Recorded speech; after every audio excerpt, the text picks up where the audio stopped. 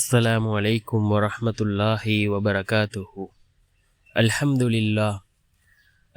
لله الذي نحمده ونستعينه ونستغفره ونؤمن به ونتوكل عليه أما بعد. அன்பிற்குரிய அல்லாஹ்வின் நல்லடியார்களே, அன்பு சகோதரர்களே, நாம் தொடர்ச்சியாக பார்த்து வரக்கூடிய துஆக்களினுடைய திக்ருகளினுடைய தொகுப்பில் இன்று நாம் பார்க்க இருக்கின்ற விடயம் என்னவென்றால், இன்றைய தினம் ஜும்ஆவுடைய நாளாக இருக்கின்றது.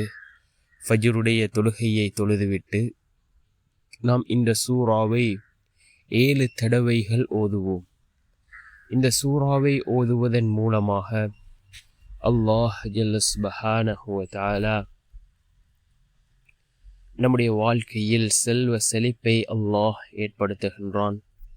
அதே போன்று நம்முடைய வீட்டிலே பரக்கத் அதிகரிக்கும், முசீபத் தரித்திரம் நீங்கி வறுமை நீங்கி நம்முடைய வீட்டிலே அல்லாஹ் பரக்கத்தை அதிகப்படுத்தி தருகின்றான். அப்படிப்பட்ட மிகச்சிறந்த ஒரு சூறாவை தான் நாம் இன்றைய வீடியோவில் பார்க்க இருக்கின்றோம். அன்பார்ந்த சகோதரர்களே, அல்லாஹ்வின் நல்லடியார்களே, இன்றைய தினம் ஜும்ஆவுடைய நாளாக இருந்து கொண்டிருக்கின்றது. சூரியன் உதிக்கக்கூடிய நாட்களில் சிறந்த நாள் ஜும்ஆவுடைய நாள் என்பதாக அல்லாஹ்வினுடைய தூதர் ஸல்லல்லாஹு அலைஹி வஸல்லம் அவர்கள் கூறினார்கள்.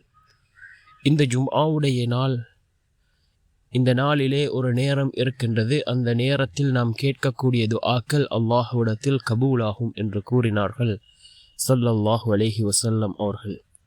அது எந்த நேரம் என்பது பற்றி இமாம்களுக்கிடையே கருத்து வேறுபாடுகள் இருக்கின்றது. சில இமாம்களினுடைய கருத்துப்படி அது ஃபஜ்ருக்கு பின்னால் உள்ள நேரம். இந்த நேரத்தில் நாம் அதிகமாக அல்லாஹ்விடத்தில் பிரார்த்தனை செய்வோம். நிச்சயமாக அல்லாஹ் நம்முடைய பிரார்த்தனைகளுக்கு பதில் வழங்குவான்.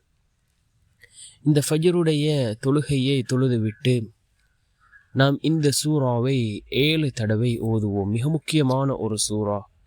நம்முடைய வாழ்க்கையில் அல்லாஹ்வினுடைய உதவிகளை நம்மிடம் கொண்டு வந்து சேர்க்கக்கூடிய மிகச்சிறந்த ஒரு சூரா சூரத்துல் ஃபத்ஹ், வெற்றி என்று பொருள்படக்கூடிய அல் குர்ஆனினுடைய 48வது அத்தியாயம்.